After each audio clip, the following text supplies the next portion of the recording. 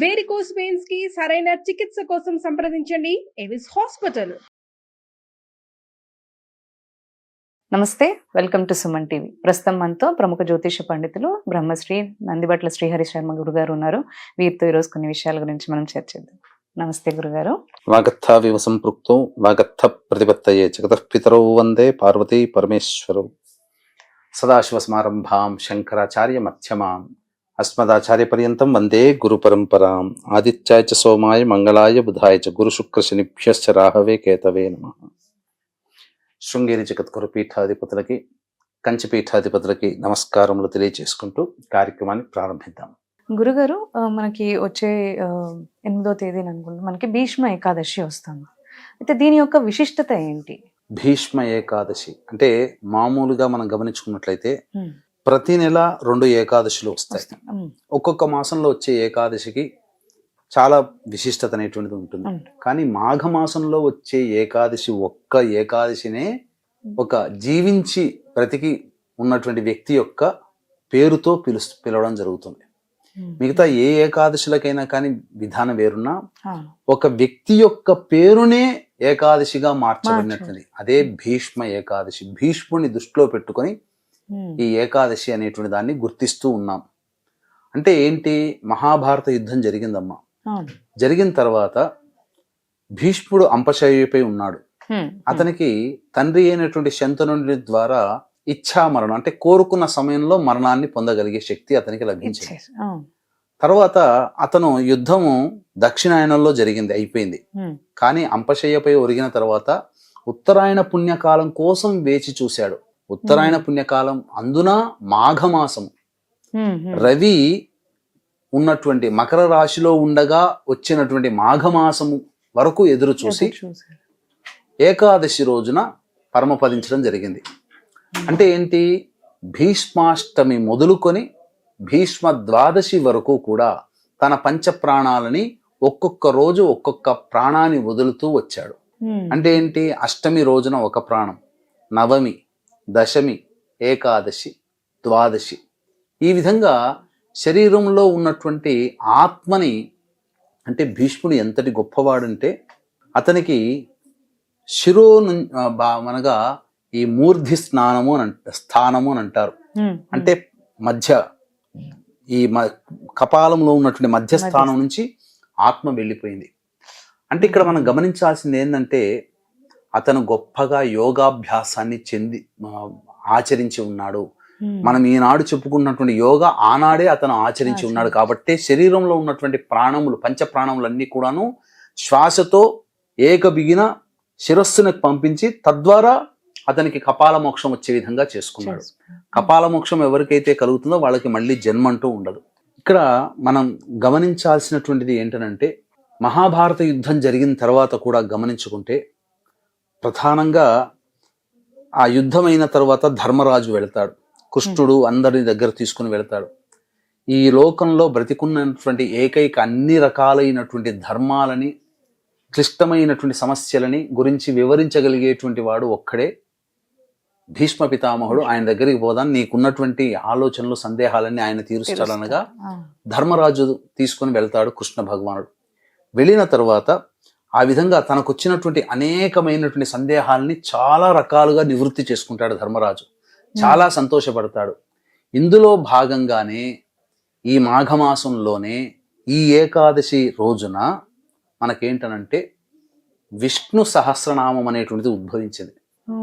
ఈనాడు మనం అందరం కూడా విష్ణు సహస్రనామాలు విరివిగా చేస్తున్నామంటే కేవలం భీష్ముడి యొక్క పుణ్యం వలనే అని గమనించుకోవాలి. ఆయన చెబితేనే ఆ నామాలన్నీ వచ్చాయి. ఆ విధంగా ధర్మరాజుకు చెబుతుండగా ఉద్దాలకుడు వీళ్ళందరూ కూడా ఉండి, వ్యాసులు వీళ్ళందరూ ఉండి రచించుకున్నారు. ఆ విధంగా మనకు లోకానికి అనేటువంటిది అందించబడింది. అంతేకాకుండా సాక్షాత్తు విష్ణు అవతారాన్ని అని చెప్పి మొట్టమొదటిగా గుర్తించిన వాడు భీష్ముడే. అందుకనే కృష్ణుణ్ణి విష్ణువుతో పోలుస్తాడు. అలాగే నిర్యాణం కూడా ఎలా జరిగింది అని అంటే భీష్ముడి యొక్క పాదాల చెంత ధర్మరాజు అలాగే కృష్ణుడు ఉండగా నకుల సహదేవులు భుజాల దగ్గర ఇటువైపు 2 వైపులా ఉండి అప్పుడు అతని యొక్క చితిని పేర్చిన తర్వాత అతని యొక్క శవాన్ని మోశారు. ఎప్పుడైతే ఈ విధంగా ఈ కపాలము నుంచి ఎప్పుడైతే ఆత్మ ప్రవేశం బయటికి వెళ్ళిపోయిందోనమ్మా, అప్పుడు చక్కగా మనం ఈరోజు ఆచరిస్తున్నట్టు విధంగానే అతని భీష్ముడి యొక్క శవానంతా కూడా చక్కగా స్నానం ఆచరింపచేసి సుగంధ ద్రవ్యములు కలిగినటువంటి కట్టెలను అవన్నీ కూడా ఏర్చి సాగనంపారు. అది విధానంగా చేశారు ఆ రోజున జరిగినటువంటిది. కాబట్టి ఈ ఏకాదశి చాలా పవిత్రమైనటువంటిదమ్మా. దానికంటూ కొన్ని వ్రత విధానాలు అనేటువంటివి ఉన్నాయి. ఆ విధానాన్ని గనక పాటించినటువంటి వాళ్ళకి చాలా మటుకు సమస్యలు తీరుతాయని చెప్పొచ్చమ్మా. గురుగారు, ఇప్పుడు ఈ వ్రత విధానం ఎలా చేయొచ్చు అంటారు మనకి భీష్మ ఏకాదశి వ్రత విధానం అనేటువంటిది ముందు రోజు దశమి, 7వ తారీఖు రోజున దశమి అయింది. ఆ దశమి తిథి రోజున సాయంకాల ప్రదోషకాల సమయానికి చక్కగా స్నానం ఆచరించి ఆ రోజు ఏది భుజించకూడదు, నిరాహారంగా ఉండాలి. దాంపత్యం పనికిరాదు, మద్యపానం పనికిరాదు.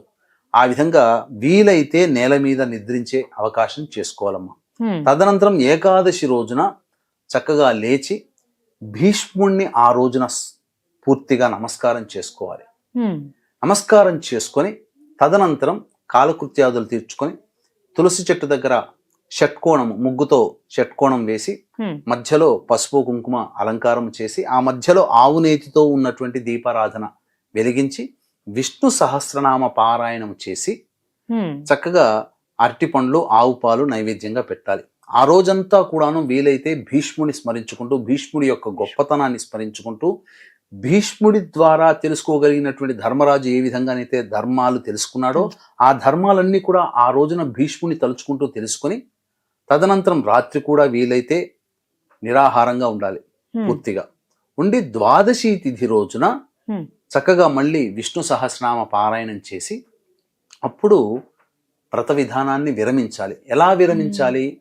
అభ్యాగతులకి లేకపోతే మన ఇంటికి ఎవరైనా వచ్చినా వాళ్ళకి వంట చేసి పదార్థములతో వారికి భోజనాన్ని పెట్టి, మళ్ళీ ఇందులో శాకాహారమే ఉండాలి తప్ప మాంసాహారం పనికిరాదు, పెట్టి వాళ్ళకి సంతోష పెట్టి తదనంతరం లేదా ఎవరు మన ఇంటికి రారు, అనాథలున్నారు, లేకపోతే ఈ సంబంధించినటువంటి పెద్దలు వృద్ధాశ్రమాలు ఉన్నాయి, వాళ్ళకి తినగలిగేటువంటి వస్తువులకి వాళ్ళకి దానం చేసి ఇంటికి వచ్చి చక్కగా దంపతులు కానీ ఎవరైనా కానీ, పురుషులైనా స్త్రీలైనా ఎవరైనా కానీ ఆ విధంగా ఇంట్లో భోజనం చేసి విరమిస్తే దాంతో అక్కడి భీష్మ ఏకాదశి వ్రత విధానాన్ని ఆచరించిన వాళ్ళం అవుతాం.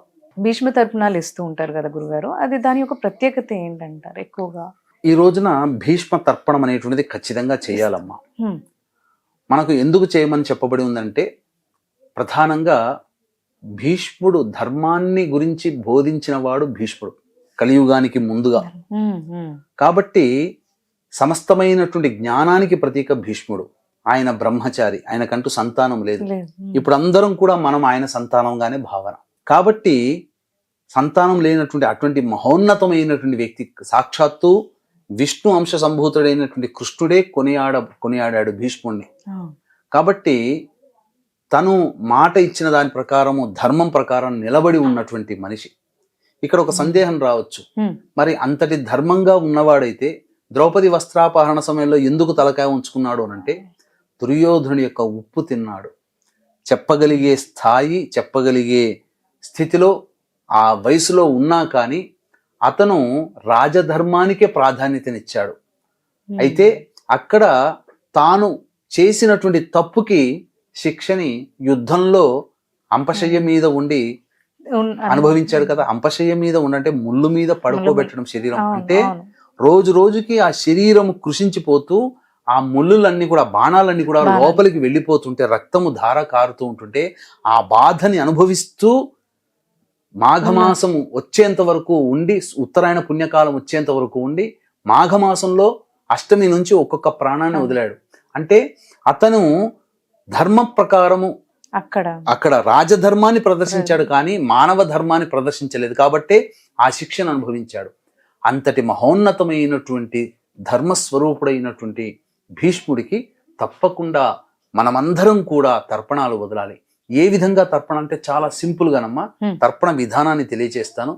వీక్షించేటువంటి ప్రేక్షకులకి గమనిక, ఈ మాఘ పౌర్ణమి ఫిబ్రవరి 12వ తారీఖు రోజున త్రివేణి సంగమం ప్రయాగరాజ్ క్షేత్రంలో జాతకరీత్యా కలుగు అన్ని రకాల సమస్యలతో తో బాధపడుతున్నటువంటి వారికి సర్వదోష నివారణ పూజలు, హోమాలు, అలాగే ఇప్పుడు సమస్యలు ఎదుర్కొంటున్నామంటే గత జన్మ కర్మదోషాలు కావున గత జన్మ కర్మదోషణ నివారణ తిల హోమాలు, మరియు 2025 సంవత్సరం 12 రాశుల వారికి శని ప్రభావం అనేటువంటిది ఉంటుంది కాబట్టి శని దోష నివారణ హోమాలు అనేటువంటివి పర్ హెడ్ 2100 రూపాయలకి ప్రయాగ క్షేత్రంలో చేయించడం జరుగుతుంది. అలాగే మరుసటి రోజు మఖా నక్షత్రం, పితృ నక్షత్రం కావున మనకు పుష్కరాలు ఎలాగో కుంభమేళ అలా కావున అక్కడ పెద్దల యొక్క ఆత్మతృప్తి కోసమే పిండ ప్రదాన కార్యక్రమాలు కూడా చేయించడం జరుగుతుంది. వీటి వివరాలు కార్యక్రమ తదనంతరం కాంటాక్ట్ చేసి పూర్తి వివరాలు తెలుసుకోవచ్చు.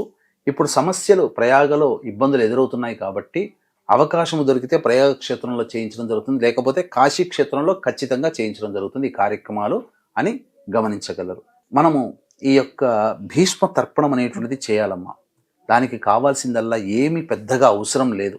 ఒక మనస్సు, గొప్పవాడు, మంచివాడు, ఆ జన్మ బ్రహ్మచారి, ధర్మం కోసం నిలబడ్డాడు అనేటువంటి ఒక ఆలోచన మనకి ఎప్పుడైతే కలుగుతుందో అతని కోసం మనం తర్పణాలు చేయాలనే ఆలోచన వస్తుంది. పోయేది ఏమీ లేదమ్మా, ఒక 10 నిమిషాల కార్యక్రమం, ఏమీ లేదు. ఒక గ్లాసు, ఆ గ్లాసులో మంచినీరు, అందులో ఒక స్పూను, ఒక కటోరి గిన్నె లేదా బౌల్ ముందర పెట్టుకోవాలి. దక్షిణం వైపు ఫేస్ పెట్టాలి. ముందుగా గణపతికి నమస్కారం చేసుకొని, ఈ రోజు భీష్మ ఏకాదశి. ఈ భీష్మ ఏకాదశి రోజున పితామహుడైనటువంటి భీష్ముడికి నేను తర్పణాలు వదులుతున్నాను, ఆ తర్పణ ప్రభావం అతనికి చెందాలి అని చెప్పి తర్పణాలు వదలాలి. ఎలాంటి తర్పణాలు, ఎలా అంటే గణపతికి నమస్కారం చేసుకొని గణపతి యొక్క అనుజ్ఞ తీసుకొని దక్షిణం వైపు ఫేస్ పెట్టి తిలలు, నల్ల నువ్వులు బొటన వేలికి అంటించుకొని ఇలా చేతిలో లేదా నల్ల నువ్వులు ఆ గ్లాసులో వేసి ఆ నీళ్ళని చేతిలో వేసుకొని ఏమని చెప్పాలంటే, వైయాఘ్ర పద గోత్రజుడు, సాంకృత్య ప్రవరుడు, బ్రహ్మచారి, పుత్రులు లేనివాడు, మహావీరుడు అయినటువంటి భీష్మునికి తర్పణం వదులుతున్నాను అని చెప్పి భీష్ముడు పేరు చెప్పి తర్పయామి తర్పయామి తర్పయామి అని చెప్పి ఆ బౌల్లో వదిలేయాలి. ఆ విధంగా 3 సార్లు పఠిస్తూ వదిలేయాలి. తర్వాత మనస్సులో బ్రహ్మచారి, గొప్ప వీరుడు, గంగాపుత్రుడు, రాజకీయ చతురుడు, రాజర్షి అయినటువంటి భీష్మునికి నేను ఈ తర్పణాలు వదులుతున్నాను, అతనికి నా నమస్సు మాంజలులు అని చెప్పి నమస్కారం చేసుకొని ఈ విధంగా 3 సార్లు తర్పణం వదిలితే చాలు. ఇది ఈ విధంగా ప్రతి మానవుడు చెయ్యాలి. అంతేకాకుండా కొన్ని దానాది కార్యక్రమాలు కూడా చేస్తే చాలా విశేషం అని చెప్పవచ్చు. ఏ దానాలు చేస్తే మంచిదంటారు గురుగారు? ఈ భీష్మ ఏకాదశి రోజున మనకు విష్ణు సహస్రనామం ఆయన ద్వారానే వచ్చింది కాబట్టి వీలైనంతగా విష్ణు సహస్రనామ పారాయణ పుస్తకాలు, విష్ణు సహస్రనామాలు ఉన్నటువంటి పుస్తకాలని ఎవరికైనా దానం చేయండి. ఇక ముఖ్యముగా చెప్పులు, గొడుగులు, నూతన వస్త్రములు బ్రాహ్మణుడికి దానం చేయవచ్చు. అలాగే ఎవరికైనా అభాగ్యులకి వాళ్ళకి అవసరానికి తగ్గట్టుగా వస్త్రములు దానం చేసిన, చెప్పులు దానం చేసిన చాలా విశేషమైనటువంటి ఫలితాలు పొందుతారు. ముఖ్యంగా కర్మదోషాలు తొలగిపోతాయి ఈ రోజున ఆ విధమైన దానములు చేసినటువంటి వాళ్ళకి. అది. ధన్యవాదాలు. సర్వం శ్రీ ఉమామహేశ్వర పరబ్రహ్మార్పణమస్తు.